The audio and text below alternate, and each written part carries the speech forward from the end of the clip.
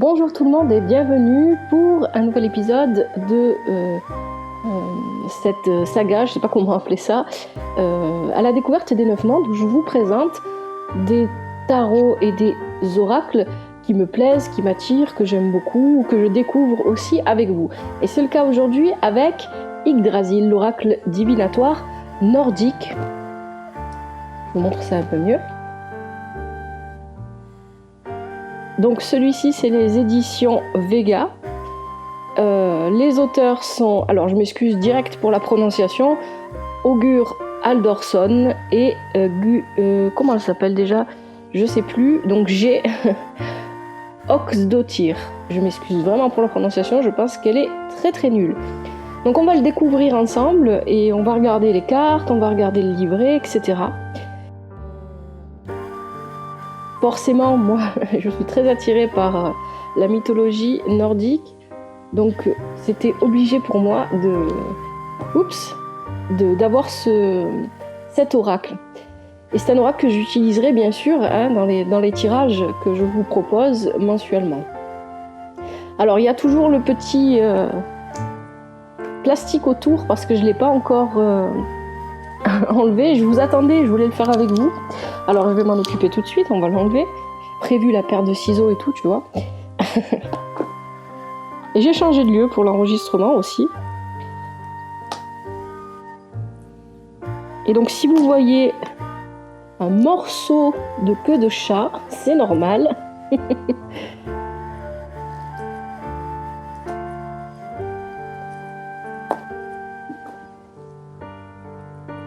Allez, sans abîmer la boîte, ça serait bien.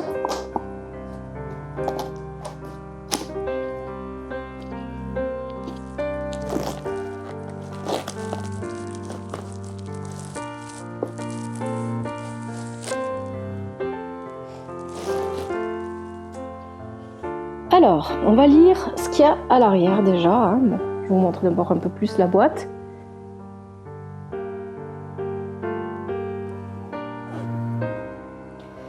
Yggdrasil, on va en parler. Alors, qu'est-ce qu'on nous dit ?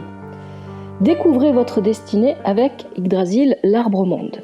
Inspiré de la riche mythologie scandinave, cet oracle fera entrer la sagesse ancestrale dans votre vie.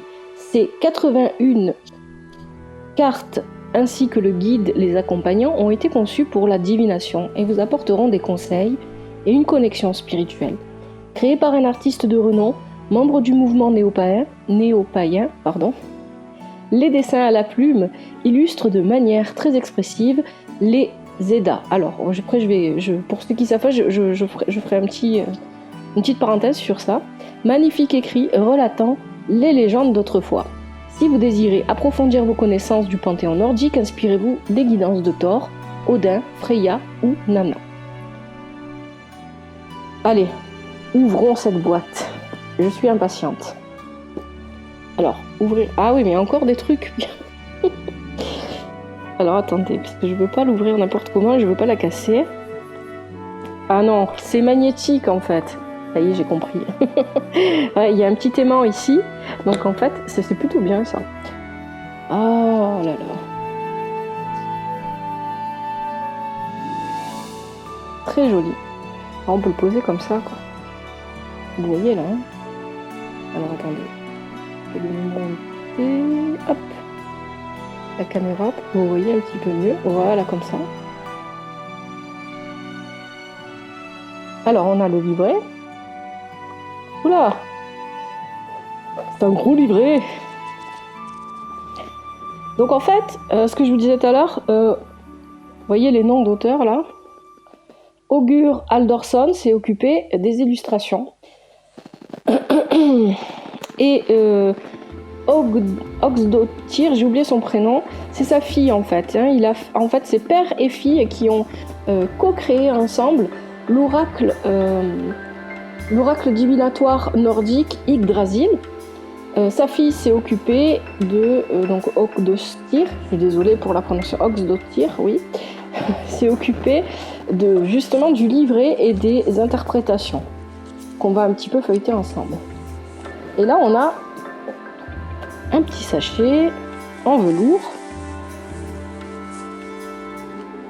Et on a sûrement, et heureusement, les oracles dedans. L'oracle dedans, voilà.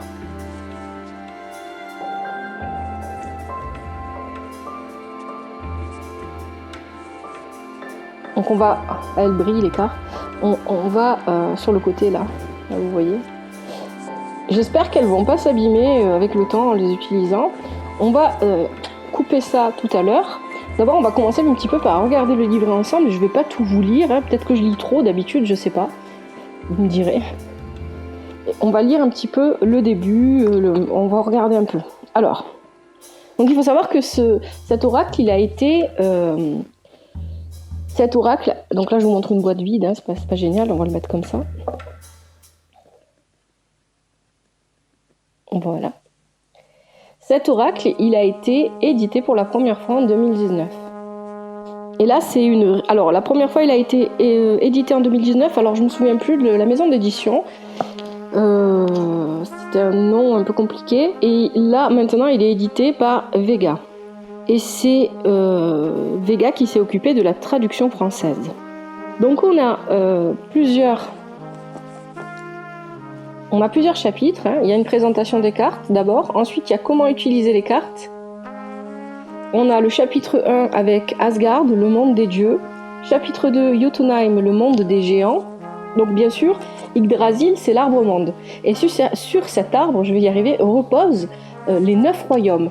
Donc logiquement, on a au moins 9 chapitres. Hein. Donc ici, on a le chapitre 1 avec Asgard, le monde des dieux. Le chapitre 2 avec Jotunheim, le monde des géants. Bonjour le chat. Le chapitre 3 avec Alfheim, le monde des elfes lumineux. Le chapitre 4, Niflheim, le monde des glaces. Le chapitre 5, Midgard, le monde des hommes. Le chapitre 6, Alors là, pardon, ça va pas le faire. Je m'excuse pour la prononciation. Dvergheim, le monde des nains. Le chapitre 7, Svartalfheim, le monde des elfes noirs.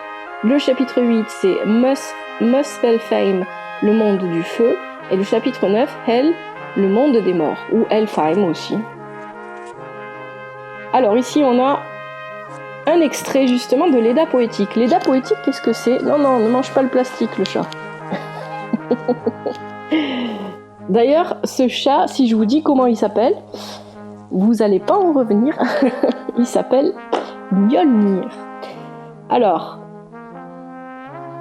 l'Edda poétique, qu'est-ce que c'est ? L'Edda poétique, c'est un texte qui a été écrit vers les années 1200 et qui a permis la redécouverte de la mythologie scandinave, nordique, parce que tout était à l'oral hein, et qu'on n'avait pas forcément de traces.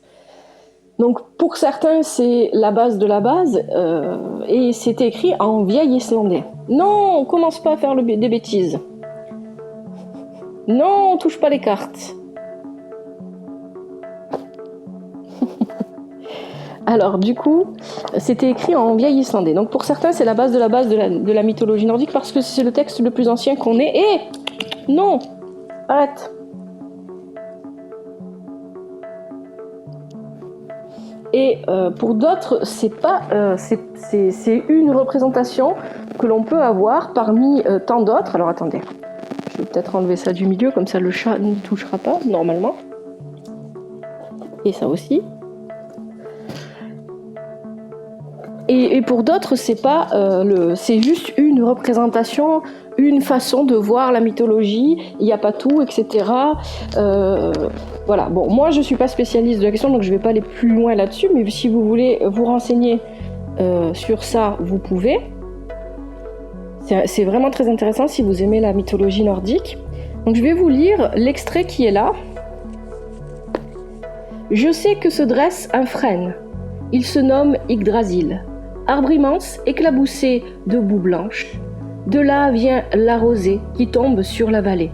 Éternellement vert, il se dresse au-dessus de la fontaine d'Uru. De là sont venues les vierges, connaissant beaucoup. 3 venues de la mer qui s'étend sous l'arbre. L'une s'appelle Aurore, l'autre Verdandi, la troisième Skuld. Elles ont gravé les runes, elles ont fait les lois, elles ont fixé la vie des hommes, le destin des mortels. Donc c'est la strophe 18, la Voluspa,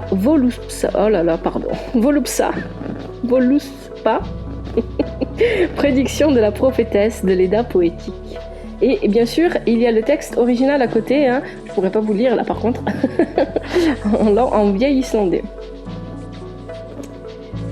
Alors, présentation des cartes. Alors, je vais pas lire tout, parce que voilà, sinon on va pas s'en sortir. Je vais peut-être lire juste un petit peu le début, hein, parce que le livre est assez conséquent. Il y a même un aide sur la prononciation, donc ça c'est pas mal. Une aide sur la prononciation. Présentation des cartes. Les cartes d'Yggdrasil inspirées de la mythologie nordique, dans laquelle plusieurs histoires, parfois contradictoires, se chevauchent, relatent des événements avec imagination. Il peut s'avérer difficile de saisir dans les Edda les significations et les métaphores, ou kenning, ou encore comment interpréter les textes du Havamal, d'où découlent certains enseignements attribués au décret d'Odin. Alors, le chat, ça suffit. Alors, je vous laisse voir le chat qui fait le fou pendant que je lis. Les mondes sous la tutelle des dieux sont issus des anciens poèmes et des strophes de l'Edda poétique et de l'Edda en prose, entre autres écrits et folklore. Il n'y a pas de narration linéaire ou de forme binaire dans cette collection de textes, qui présente plutôt une vision du monde où tout s'enchevêtre avec des valeurs inhérentes de l'aventure, de l'intégrité, de la fantaisie, de l'inventivité, des liens de parenté avec la nature.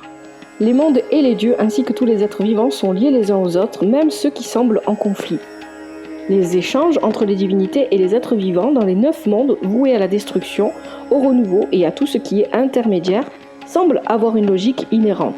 Les dieux sont faillibles, imparfaits, tout en étant créatifs et en possession d'une sagesse suprême. Alors, je pourrais continuer encore comme ça. Donc après, on nous parle du frêne Yggdrasil, l'arbre de vie. On nous dit qu'il est gigantesque, aux branches et aux racines reliées aux 9 mondes. Les créatures le peuplant circulent librement autour de celui-ci et entre ces mondes.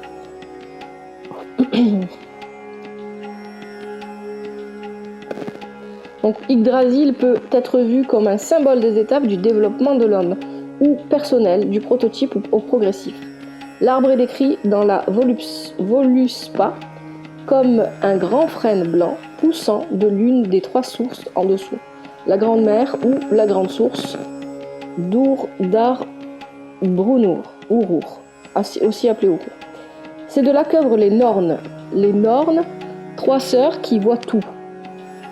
Aurore, Verdandi et Skuld, qui tissent les fils de la destinée de l'humanité et prennent soin de l'arbre de vie, le couvrant de boue blanche venant du pourtour de la source. Alors, je vais sauter un passage et on va passer directement à la prononciation des lettres typiquement islandaises. Donc le A avec accent se prononce AO, souvent traduit par un A. Je vous montre là parce que pour moi la prononciation c'est très important. Et vous pouvez comprendre ça, je pense, vu tous les lapsus que je fais. Alors, ensuite on nous dit comment utiliser les cartes. Donc là, je vais juste feuilleter. On a le symbolisme des animaux. Il y a un petit paragraphe sur le symbolisme des animaux, l'importance du cercle, l'histoire de la création dans le paganisme nordique, germe d'idées et inventivité. On a les éléments selon le paganisme nordique, donc les quatre éléments, eau, terre, vent et feu. L'importance du chiffre 9. Là, je vais lire. Le 9 est un nombre récurrent dans la mythologie nordique. Odin reste pendu à une branche d'Yggdrasil durant 9 nuits. Heimdallur a 9 mères. 9 dieux survivent au Ragnarok, et Draupnir, l'anneau magique, en constitue 9 avec les 8 autres, en lesquels il se multiplie toutes les 9e nuits, en accord avec les 27 jours du cycle lunaire. Il y a énormément de mentions dans la mythologie où le 9 est déterminant. Beaucoup trop pour les dénombrer. Il faut en tenir compte en interprétant les cartes. Donc ensuite on a les points cardinaux. les emplacements, donc où se situe dans quel monde ça se situe, hein, Midgard, Asgard, Jotunheim, Muspelheim, etc. Donc là, les mondes sont expliqués. Ensuite, on a le chapitre 1 sur Asgard, le monde des dieux, etc. Donc après, on a tous les chapitres avec les interprétations des cartes. Alors, on va regarder les cartes ensemble. Qu'est-ce qu'on a à la fin? À propos des auteurs, donc ça c'est intéressant aussi. Donc Haldorsson et sa fille, elle s'appelle Gunhildur. J'ai failli dire Gunhilda, mais Oxdottir, artiste islandais travaillant en Islande, au Danemark et en Allemagne, adhère au paganisme ou Asatru, pratiqué par la communauté islandaise de l'Asatru. Haldorsson, l'un des membres fondateurs dans les années 70 du mouvement néo-païen, aspirant à faire revivre la mythologie nordique traditionnelle de l'Islande, s'inspire exclusivement pour ses œuvres de la mythologie et du folklore nordique et d'Europe du Nord. Alors sa fille, Oxdottir, Gunhildur, a grandi dans une communauté païenne en contact direct avec les images, histoires et poèmes issus du folklore et avec la nature. Donc ils ont conçu ensemble cet oracle. Sa fille a signé les textes, lui les illustrations. Et c'est tout, on nous dirait notre. Ok. Allez, je propose qu'on regarde ensemble. Je vais mettre ça ici. Avec la tête du chat. Alors, est-ce que tu me laisses prendre des cartes? Non, tu veux pas. Tu vas me griffer les mains. Pourquoi? Pourquoi je t'ai rien fait? Aïe, tu fais mal. Lâche ma main, s'il te plaît. Non? Aïe. Il est vilain. Dis, ça suffit. C'était pas du tout prévu. Mais c'était pas prévu qu'il soit avec moi dans la pièce. Mais il dormait, donc bon, voilà. Et finalement, l'excitation de ce que je suis en train de faire a pris dessus. Pourquoi, on ne sait pas. Ok. Tu me laisses? Oups, pardon.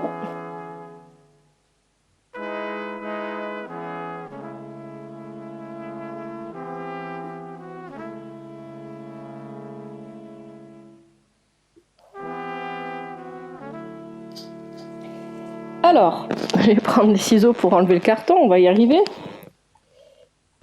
Sans abîmer les cartes, si possible.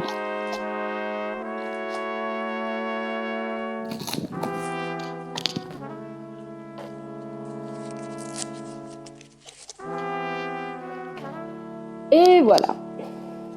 J'espère que vous voyez bien. Donc là, on a Odin. Frigg. Alors Odin, qu'est-ce qu'on a en dessous? Vue d'ensemble, sagesse, poésie, maîtrise du langage. Donc ce qui est intéressant aussi, c'est que sur les cartes, on a des mots-clés qui peuvent bien sûr nous aider à l'interprétation. Les cartes sont en noir et blanc. Ça change de tout ce qu'on peut voir avec toutes sortes de couleurs, etc. Et les illustrations sont vraiment, très détaillées. Hein, je ne sais pas si vous voyez bien. Alors, on a Odin, effectivement. On a les corbeaux. Il y a un corbeau ici, si je vois bien. Et puis, il y en a un autre dans le ciel. On a les loups qui l'accompagnent. Alors, est-ce qu'on aurait... vous savez que le cheval d'Odin s'appelle Sleipnir. C'est le cheval à 8 pattes. Né de l'accouplement de Loki transformé en jument avec un cheval, je crois, je sais plus lequel, un cheval très fort, très costaud, voilà, pour un cheval, je pense un cheval guerrier. Alors peut-être que je dis des bêtises, hein, n'hésitez pas à me corriger sur la mythologie, hein, si vous en savez plus, ou à partager tout simplement ce que vous savez. Donc là, on a Odin pour représenter en fait avec la lance ici comme un guerrier aussi. Hein. Odin, le redoutable. Bon, il a plein de noms, Odin. Hein, donc. Et il tient ici dans sa main un crâne.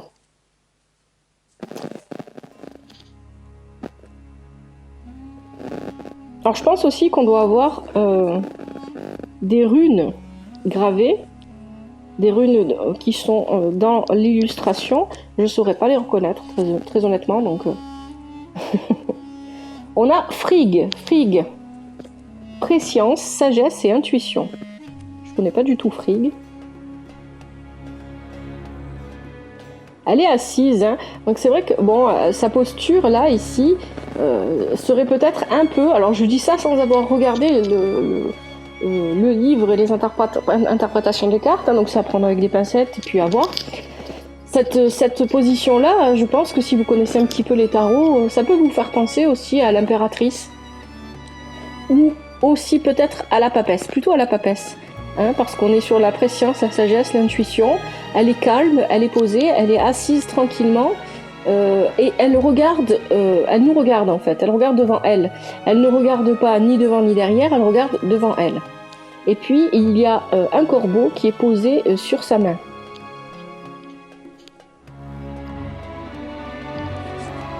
Ensuite, on a Freya. Donc Freya, c'est l'amour, la fécondité et la sexualité. Hein. Donc là, vous voyez, la posture du personnage est différente. On voit ses jambes, il y a un félin avec elle, un lynx. Elle tient je sais pas, on peut appeler ça un trident peut-être. C'est pas vraiment un trident, mais elle tient un sceptre en tout cas dans ses mains. Il y a la lune vraiment associée à la fécondité. Elle a une très très longue robe. On a Sif, terre, fertilité et famille. Alors là, qu'est-ce qu'on pourrait dire? Sif, c'est... on dirait que Sif est sous la terre en fait, hein, mais c'est logique hein, parce que c'est la terre, la fertilité, etc. Et que le haut de sa tête, c'est la terre avec le soleil autour. Alors, qu'est-ce qu'on a d'autre? Je crois qu'il y a 2 cartes, oui. On a Baldr. Pardon, indulgence et bienveillance.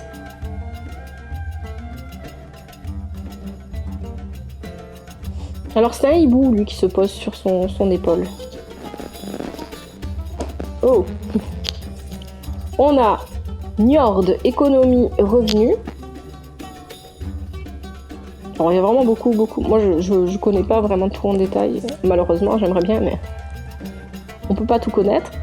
Ensuite, on a Bragi, poésie, éloquence et expression. On a les cornes, là.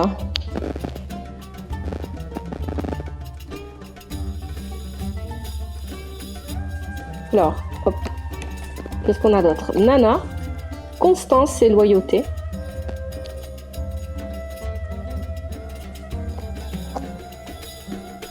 Gersemi et... Ah, je sais pas comment ça se prononce là. Nos, je vais dire comme ça. Trésor, beauté et création. Alors c'est marrant parce que on dirait que l'autre est dans un miroir. Je connais pas du tout l'histoire de ce personnage de la mythologie nordique. Je vais regarder hein, parce que ça m'intrigue. Mais là, ça me fait penser un petit peu au signe des Gémeaux.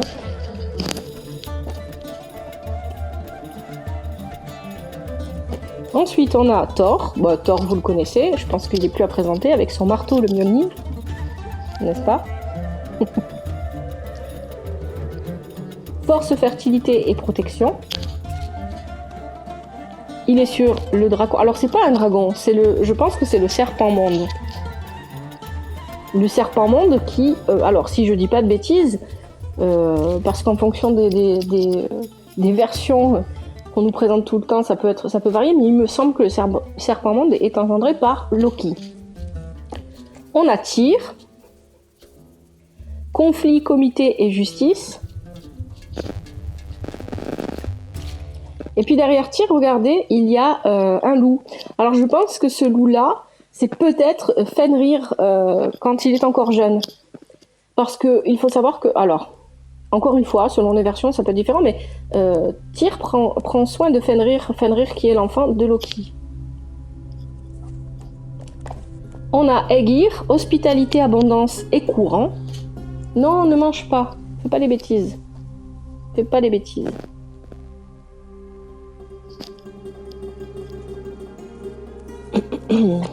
Ensuite, on a Ran, intuition, subconscient, courant. On est encore dans les émotions, dans l'eau, hein, comme avec le précédent, c'était Aegir, oui, hein, que je dis pas de bêtises. Ymir, créativité, nouveauté, difficulté d'ordre artistique. Mimir, omniscient, conseiller, comité. Vraiment le conseiller, Mimir.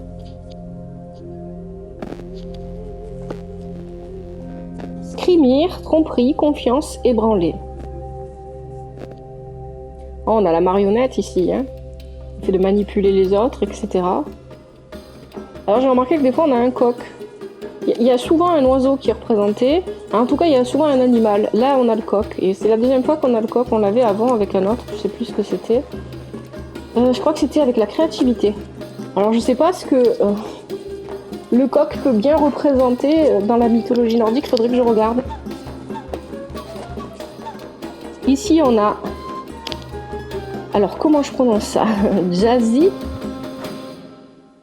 Jay-Z, non, je rigole. Jazzy, vieillissement, maturation et guérison. Donc on dirait qu'il se promène avec une tête dans les mains ici. Il a aussi, on dirait, un tambour ici, un petit tambour ou quelque chose comme ça.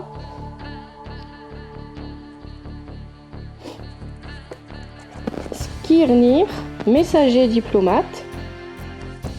Alors je vais essayer d'aller un petit peu plus vite, sinon la vidéo va prendre 100 ans. Urdarbrunn, décision, performance, impact. Alors on dirait qu'il y a les Nornes à l'intérieur de la maison ici. Je ne sais pas si c'est le cas, hein, si c'est vraiment ça qui est représenté ici. Verdandi, le présent. Donc là c'est une Norne. Hein. Donc Verdandi c'est le présent. Urd c'est le passé. Là on a Frey, printemps, nouveau départ. Frey, c'est la guerrière. Hein. On va faire penser un petit peu à Athéna, la mythologie grecque. On a Alfrun, intelligence, féminine. Sol, ambition et dynamisme. Vali, réconciliation. Gerd, créativité. Fula, gardienne des secrets. Forgnot, tempérance.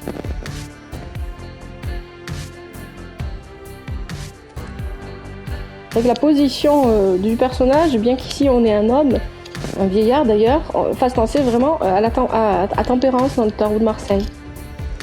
Ici on a Nertus, paix et conseil. Nilf, brouillard et ténèbres.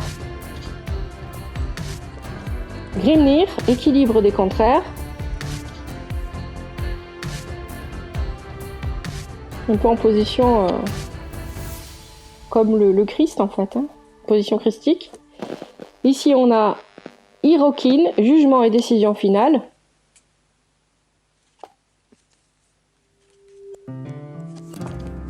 R, guérison et médecine. Skadi, ambition et la chasse. Oula, comment je prononce ça? Resvelg, réflexion. Je sais pas si ma prononciation est bonne, très honnêtement. Frosty, pleine conscience, légèreté, éphémère. Hemdal, passage, opportunité, avertissement. Ask, le premier homme.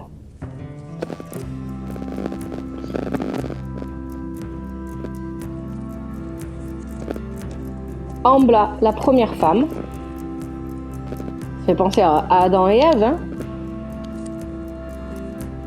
Gefion, revendication de nouveaux territoires.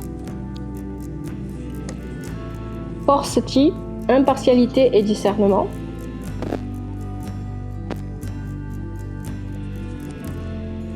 Ségin, loyauté. Dag, clarté et nouveauté.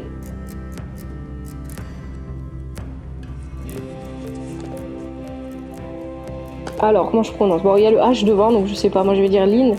Réconfort et protection. Jarl et Erna, ambition et collaboration. Amrun, l'inconnu connu.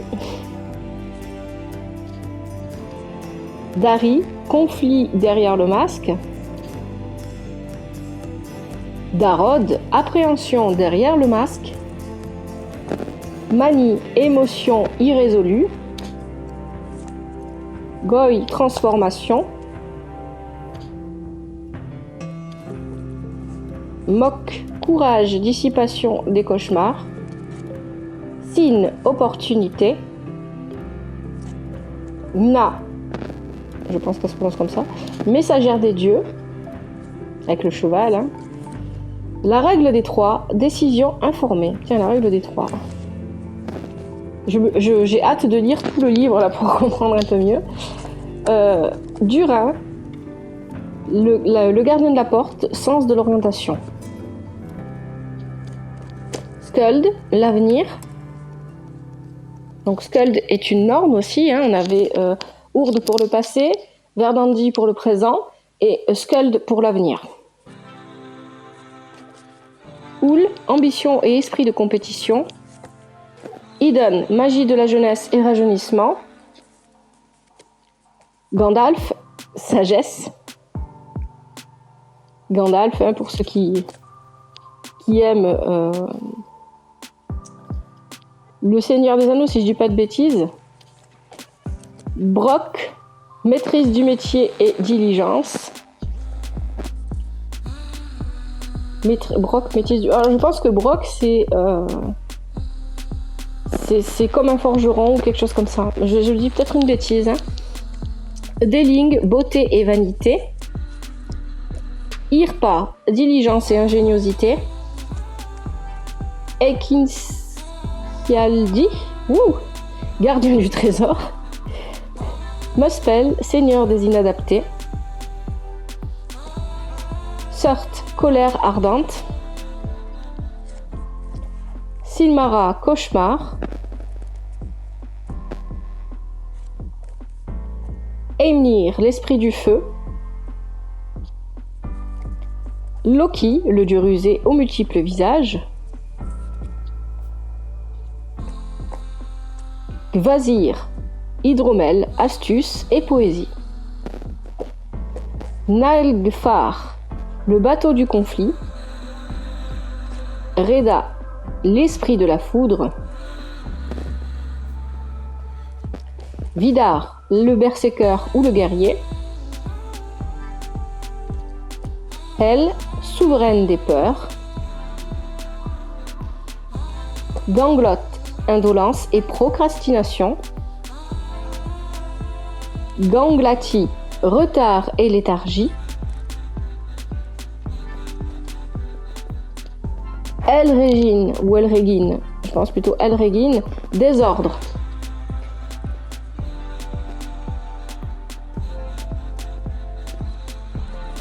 Modgud, la gardienne de Gjalarbru. Gjalarbru, le passage entre la vie et la mort. Note, désir perpétuel. Hermod, le voyageur hardi. Irmine, réconciliation des contraires.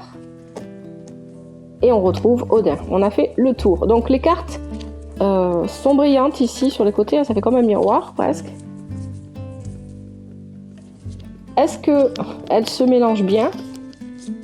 Ça a l'air, oui. J'espère qu'elles vont pas s'abîmer. Hein. Qu'elles vont pas se déchirer à force de les mélanger. Ça arrive souvent ça quand on travaille avec les cartes. Et c'est dommage. Elles ont l'air de bien glisser, de bien se mélanger. Bon, elles ont l'air bien complètes. Elles sont jolies. Moi, j'aime bien. Alors, on va les poser comme ça. Que vous puissiez bien les voir. Peut-être qu'on va mettre le livre après en dessous.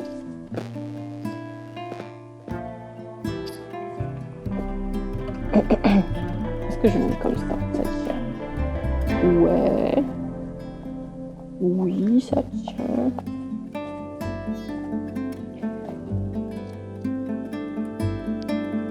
Et je trouve que le noir et blanc, ça permet vraiment de se concentrer. En fait, on n'est pas aspiré par les couleurs. Donc effectivement, je pense que ce sont, bien qu'il y ait des mots-clés qui peuvent aider à l'interprétation, je pense que on peut se sentir aspiré par l'illustration et donc plus travailler l'intuition ici avec ces couleurs noires et blanches là, comme ça.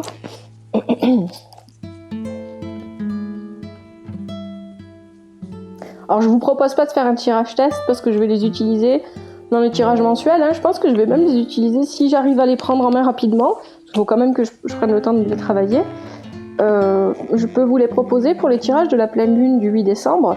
Ça serait cool. Alors la prochaine vidéo qui va sortir pour la playlist à la recherche des 9 mondes, ça sera le grand oracle de l'amour, comme je vous l'avais annoncé le mois dernier, de Colette et Gérard Lougard. Je vous présenterai, donc là ça sera pas un unboxing parce que j'ai déjà utilisé le tarot justement pour les tirages sentimentaux du mois dernier.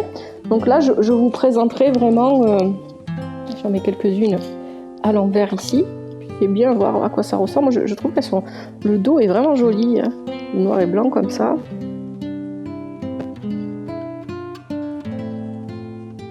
On va mettre d'autres là.